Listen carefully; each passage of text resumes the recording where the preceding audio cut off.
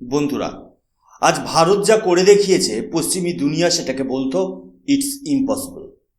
Technologically এটা নাকি সম্ভবই না। আমেরিকা, জাপান, জার্মানি সবাই মিলে প্রায় $50 বিলিয়ন স্রেফ আগুনে পুড়িয়েছে এই প্রযুক্তির পেছনে। কিন্তু আজ 2026 সালের এই দিনে ভারত মাত্র $1 বিলিয়নেরও কম খরচে সেই অসাধ্য সাধন করে বিশ্বকে স্তম্ভিত করে দিয়েছে। হ্যাঁ বন্ধুরা, ভারত আজ অফিসিয়ালি তার second stage of nuclear program activate করে দিল। কালপাক্কামের সেই রহস্যময় রিয়্যাক্টর আজ ক্রিটিক্যাল হয়ে গেছে। শুরু হয়ে গেল বিশ্বের সবচেয়ে বড় থোরিয়াম রেস, আর ভারত এখন সেই দৌড়ে সবার আগে। নমস্কার বন্ধুরা, আমি সুশোভন, আর আপনারা দেখছেন অদ্ভুত অথচ বাস্তব। আজকের দিনটি ভারতের সিভিল নিউক্লিয়ার জার্নিতে শুধু একটি বড় দিন নয়, বরং এক ঐতিহাসিক মাইল ফলক। আজ ভারত যা করে দেখিয়েছে তাতে সারা বিশ্বের তাবর তাবর শক্তি আজ সিটিয়ে আছে। কেন জানেন? কারণ যে প্রযুক্তিকে পশ্চিমা বিশ্ব অসম্ভব বলে ত্যাগ করেছিল, ভারত আজ সেই কালপাক্কামের রিয়্যাক্টরকে একটি সফল ম্যাজিক মেশিনে পরিণত করেছে। আজকের এই ইনডেপথ অ্যানালিসিসে আমরা আপনাদের বোঝাবো এই সাফল্যের পেছনের সেই রোমহর্ষক কাহিনী। আপনারা স্ক্রিনে এই হেডলাইনটি ভালো করে দেখুন।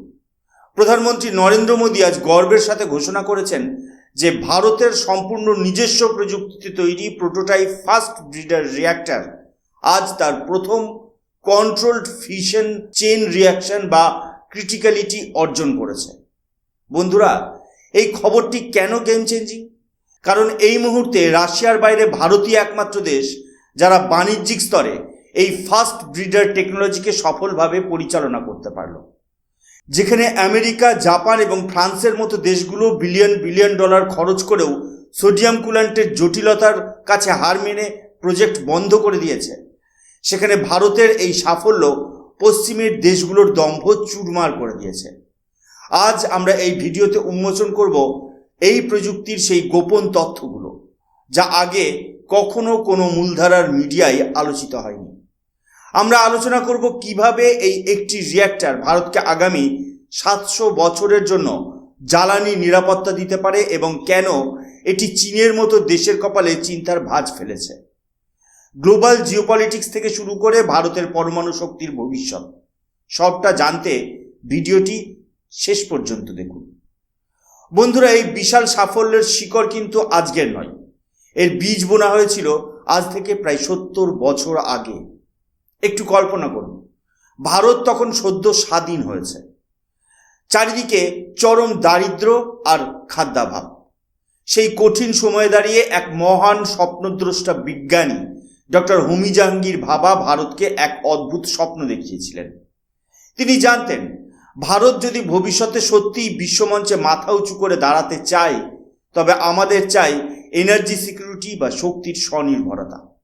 অর্থাৎ আমাদের ঘরের বিদ্যুৎ যেন আমাদের ঘরের জ্বালানি দিয়েই তৈরি হয়। কিন্তু সমস্যা ছিল একটাই, ভারতবর্ষে ইউরেনিয়াম খুব সামান্য পরিমাণে পাওয়া যায়, অথচ পারমাণবিক বিদ্যুৎ তৈরির জন্য ইউরেনিয়ামই হলো প্রধান কাঁচামাল। তখন ভাবা সাহেব তৎকালীন সরকারকে বুঝিয়েছিলেন যে দুনিয়ার অন্য দেশগুলো যা করছে আমাদের তার উল্টো পথে হাঁটতে হবে। তিনি আমাদের দিয়েছিলেন এক জাদুকরী পরিকল্পনা, 3 স্টেজ নিউক্লিয়ার প্রোগ্রাম। সহজ ভাষায় বুঝিয়ে বলছি, যেন আপনাদের বুঝতে কোনো অসুবিধা না হয়। প্রথম ধাপ, এখানে আমরা অল্প পরিমাণ ইউরেনিয়াম পুড়িয়ে বিদ্যুৎ তৈরি করি। কিন্তু মজার বিষয় হলো, এই ইউরেনিয়াম যখন চুল্লিতে পড়ে তখন ছাই হিসেবে পড়ে থাকে প্লুটোনিয়াম। এই প্লুটোনিয়াম কিন্তু ফেলনা নয়, এটাই হলো পরের ধাপের আসল হিরে। দ্বিতীয় ধাপ, আজ কালপাক্কামের যা সফল হলো সেটা হলো এই দ্বিতীয় ধাপ। একে বলা হয় ফাস্ট ব্রিডার রিয়্যাক্টর। কেন জানেন? কারণ এটি একটি জাদুর উনুন। এই উনুনে আপনি যেটুকু প্লুটোনিয়াম জ্বালানি হিসেবে দেবেন, রান্না হওয়ার পর তার চেয়েও বেশি প্লুটোনিয়াম ফেরত পাবেন। অর্থাৎ জ্বালানি খরচ হওয়ার বদলে উল্টে বেড়ে যাবে।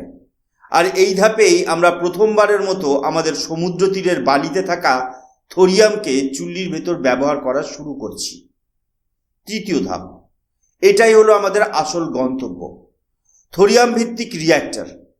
ভারতের কেরালা থেকে উড়িষ্যার সমুদ্র সৈকতে যে বালি পড়ে থাকে তার মধ্যে লুকিয়ে আছে বিশ্বের সব থেকে বড় থোরিয়াম ভাণ্ডার। এই থোরিয়ামকে সরাসরি পোড়ানো যায় না, কিন্তু দ্বিতীয় ধাপের রিয়্যাক্টর থেকে যে জ্বালানি বের হয় সেটা দিয়ে এই থোরিয়ামকে পোড়ানো সম্ভব। আর একবার যদি আমরা থোরিয়াম ব্যবহার করে বিদ্যুৎ বানানো শুরু করি, তবে আগামী 700 বছর ভারতের মানুষকে বিদ্যুতের জন্য কারো মুখাপেক্ষী হতে হবে না। বন্ধুরা, আজ কালপাক্কামের এই সাফল্য প্রমাণ করলো যে বাবা সাহেবের সেই সিভিলাইজেশনাল প্রজেক্ট বা সভ্যতার লড়াই আজ জেতার পথে। এটি কোনো 5 বা 10 বছরের পরিকল্পনা ছিল না, এটি ছিল একটি 100 বছরের ভিশন, যা আজ আমাদের চোখের সামনে বাস্তবে রূপ নিল। বন্ধুরা, এবার আপনাদের মনে একটা খুব স্বাভাবিক প্রশ্ন জাগতে পারে। আমেরিকা, জাপান বা ফ্রান্সের মতো দেশগুলো, যাদের কাছে প্রযুক্তির পাহাড় বা টাকার খনি আছে, তারা কেন এই প্রজেক্ট ফেল করলো? কেন তারা মাঝপথে হাল ছেড়ে দিয়ে বিলিয়ন বিলিয়ন ডলার স্রেফ জলে ভাসিয়ে দিল? এর উত্তর লুকিয়ে আছে একটি পদার্থের মধ্যে, যার নাম লিকুইড সোডিয়াম বা তরল সোডিয়াম। আপনারা স্ক্রিনে এই নিউজ আর্টিকেলটি দেখুন। জাপানের সেই বিখ্যাত মঞ্জু রিয়্যাক্টরের করুণ পরিণতি। আসলে এই ফাস্ট ব্রিডার রিয়্যাক্টরে প্রচণ্ড তাপ নিয়ন্ত্রণ করার জন্য জলের বদলে ব্যবহার করা হয় তরল সোডিয়াম। কিন্তু এই সোডিয়ামকে সামলানো বিজ্ঞানীদের কাছে এক চরম দুঃস্বপ্ন। কেন জানেন? কারণ সোডিয়ামের একটা অদ্ভুত স্বভাব আছে। এটি যদি সামান্য বাতাসের সংস্পর্শে আসে তবে এতে দাউ দাউ করে আগুন ধরে যায়, আর যদি কোনোভাবে জলের সংস্পর্শে আসে তবে সেটা ভয়াবহ বিস্ফোরণ ঘটায়।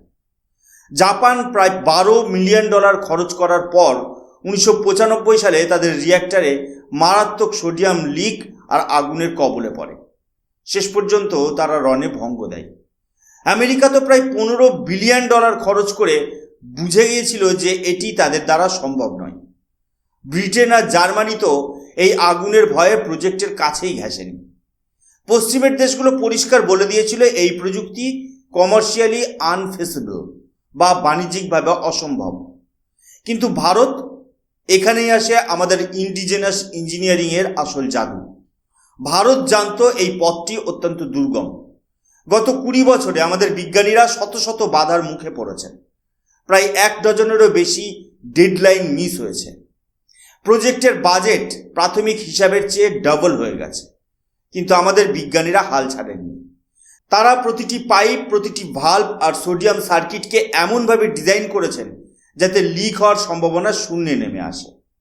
আজ যখন কালপাক্কাম রিয়্যাক্টরটি সফলভাবে চলতে শুরু করলো, তখন ভারত বিশ্বের বুকে প্রমাণ করে দিল যে যেখানে পশ্চিমের দম্ভ শেষ হয়, ভারতের জেদ সেখান থেকেই শুরু হয়।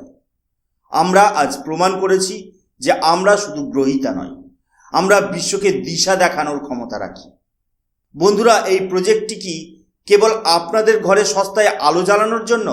একদমই নয়। এর পর্দার আড়ালে লুকিয়ে আছে ভারতের ন্যাশনাল সিকিউরিটি বা জাতীয় নিরাপত্তার এক অমোঘ শক্তি।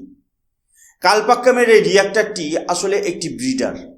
নাম শুনেই বুঝতে পারছেন, এই রিয়্যাক্টরের ভেতরে থাকা জ্বালানিকে শুধু পোড়ানো না, বরং এটি যতটা জ্বালানি গ্রাস করে তার চেয়ে অনেক বেশি নতুন জ্বালানি তৈরি করে। আর এই প্রক্রিয়ায় যা তৈরি হয় তাকে বলা হয় হাই কোয়ালিটি প্লুটোনিয়াম 239। এখন প্রশ্ন হলো, এই প্লুটোনিয়াম কেন এত গুরুত্বপূর্ণ? আপনারা জানলে অবাক হবেন যে আজকের দুনিয়ায় পারমাণবিক বোমা বা শক্তিশালী হাইড্রোজেন বোম তৈরি করতে এই প্লুটোনিয়ামই হলো সবচেয়ে অপরিহার্য উপাদান। দ্বিতীয় বিশ্বযুদ্ধের সেই পুরনো ইউরেনিয়াম বোমা এখন ইতিহাসের পাতায়। ওটা এখন অনেকটাই ব্যাকডেটেড। আজকের দিনে বিশ্বের যত শক্তিশালী মিসাইল বা মডার্ন ওয়ারহেডস আছে তার ভেতর থাকে একটি প্লুটোনিয়াম পিট। এই ছোট্ট অংশটি মূলত এই বিধ্বংসী বিস্ফোরণ ঘটায়। পশ্চিমা মিডিয়ার বিভিন্ন রিপোর্ট এবং থিঙ্ক ট্যাঙ্কগুলোর হিসেব অনুযায়ী ভারতের কাছে এই মুহূর্তে 130 থেকে 210টি নিউক্লিয়ার ওয়ারহেড তৈরির মতো প্লুটোনিয়াম মজুদ আছে। কিন্তু কালপাক্কামের এই একটিমাত্র রিয়্যাক্টর ভারতের এই ক্ষমতাকে এক ধাক্কায় বহুগুণ বাড়িয়ে দিতে পারে। বিশেষজ্ঞদের মতে এই প্রোটোটাইপ ফাস্ট ব্রিডার রিয়্যাক্টরটি যদি পূর্ণ ক্ষমতায় কাজ করে তবে এটি প্রতি বছর প্রায় 150 কেজি ওপেন গ্রেড প্লুটোনিয়াম তৈরির ক্ষমতা রাখে। একটি প্লুটোনিয়াম বোমা বানাতে গড়ে 4 থেকে 5 কেজি প্লুটোনিয়াম লাগে। তবে হিসাব করে দেখুন, ভারত প্রতি বছর প্রায় 30 থেকে 35টি নতুন ওয়ারহেড তৈরির সক্ষমতা অর্জন করছে। যদিও ভারত বারবার স্পষ্ট করে দিয়েছে যে আমাদের এই কর্মসূচি সম্পূর্ণভাবে সিভিলিয়ান বা শান্তির উদ্দেশ্যে এবং আমাদের মূল লক্ষ্য হলো এনার্জি সিকিউরিটি। তবুও গ্লোবাল জিওপলিটিক্সে নিজের দাপট বা পাওয়ার বজায় রাখার জন্য এই ধরনের টেকনিক্যাল ব্যাকআপ থাকাটা অত্যন্ত জরুরি। কারণ আজ সারা বিশ্ব জানে ভারতের কাছে এখন সেই চাবিকাঠি আছে যা দিয়ে তারা যখন খুশি তাদের রণকৌশল বদলে দিতে পারে। এটি কেবল বিদ্যুৎ কেন্দ্র নয়, এটি ভারতের অজেয় হওয়ার এক তুরুপের তাস। এবার আসি সব থেকে গুরুত্বপূর্ণ কথায়, যার জন্য ভারত গত 70 বছর ধরে অপেক্ষা করে আছে।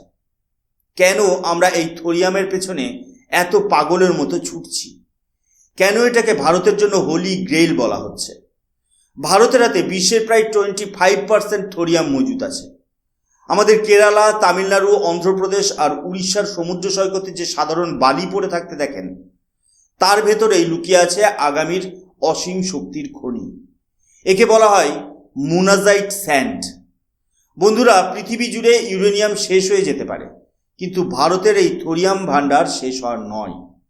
একবার যদি আমরা এই কালপাক্কাম রিঅ্যাক্টরের হাত ধরে সফলভাবে স্টেজ 3-তে পৌঁছে যেতে পারি, তবে ভারতকে আর কোনোদিন এনার্জির জন্য কারো কাছে হাত পাততে হবে না। একেই বলা হয় প্রকৃত এনার্জি ইন্ডিপেন্ডেন্ট বা শক্তির স্বাধীনতা।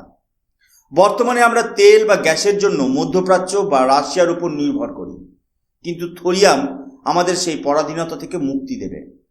আজ কালপাক্কামের এই সাফল্য আমাদের সেই লক্ষ্যের একেবারে দোরগোড়ায় পৌঁছে দিল। এটি কেবল একটি নিউক্লিয়ার প্ল্যান্ট নয়, এটি আসলে ভারতের সিভিলাইজেশনাল ডোমিনেন্স বা বিশ্বমঞ্চে শ্রেষ্ঠত্ব প্রমাণের এক অমোঘ প্রতীক। ভারত আজ সারা বিশ্বকে চোখে আঙুল দিয়ে দেখিয়ে দিল যে পশ্চিমী দেশগুলো যেখানে হার মেনে ফিরে যায়, ভারত সেখান থেকেই তার জয়ের গল্প শুরু করে। বন্ধুরা, আজ আমরা এক নতুন ভারতের উদয় দেখছি। যে ভারতকে একসময় সাপুড়েদের দেশ বলে বিদ্রূপ করা হতো, সেই ভারতই আজ বিশ্বের সবথেকে জটিল পরমাণু প্রযুক্তির হাতের মুঠোয় নিয়ে এসেছে। কালপাক্কামের এই 500 মেগাওয়াটের চুল্লিটি কেবল বিদ্যুৎ তৈরি করবে না, এটি তৈরি করবে এক নতুন আত্মবিশ্বাস। এটি আমাদের সেই সব বিজ্ঞানীদের প্রতি শ্রেষ্ঠ সম্মান যারা দিনের পর দিন নিভৃতে ল্যাবে কাজ করে গেছেন কোনো বিদেশি সাহায্য ছাড়াই। বন্ধুরা, আজকের এই তথ্যবহুল নিউজ অ্যানালিসিস আপনাদের কেমন লাগলো? আপনারা কি বিশ্বাস করেন যে ভারত 2047 সালের মধ্যে, অর্থাৎ স্বাধীনতার 100 বছরের মাথায় সম্পূর্ণভাবে এনার্জি ইন্ডিপেন্ডেন্ট হতে পারবে? আপনাদের মতামত অবশ্যই নিচে কমেন্ট করে জানাবেন। আর হ্যাঁ, যদি এই ভিডিওটি আপনাদের ভালো লেগে থাকে এবং মনে হয় যে এই তথ্যগুলো প্রতিটি ভারতীয়র জানা উচিত, তবে অবশ্যই ভিডিওটি লাইক করুন এবং বন্ধুদের সাথে শেয়ার করে দিন। এই ধরনের ভূরাজনৈতিক এবং অদ্ভুত সব বাস্তব তথ্য জানতে আমাদের চ্যানেলটি সাবস্ক্রাইব এখনই করে বেল আইকনটি প্রেস করে দিন। আমি সুশোভন, দেখা হবে পরের এপিসোডে অন্য কোনো এক রোমাঞ্চকর বিষয় নিয়ে। ততক্ষণ ভালো থাকুন, সুস্থ থাকুন। জয় হিন্দ, বন্দে মাতরম, ভারত মাতা কি জয়।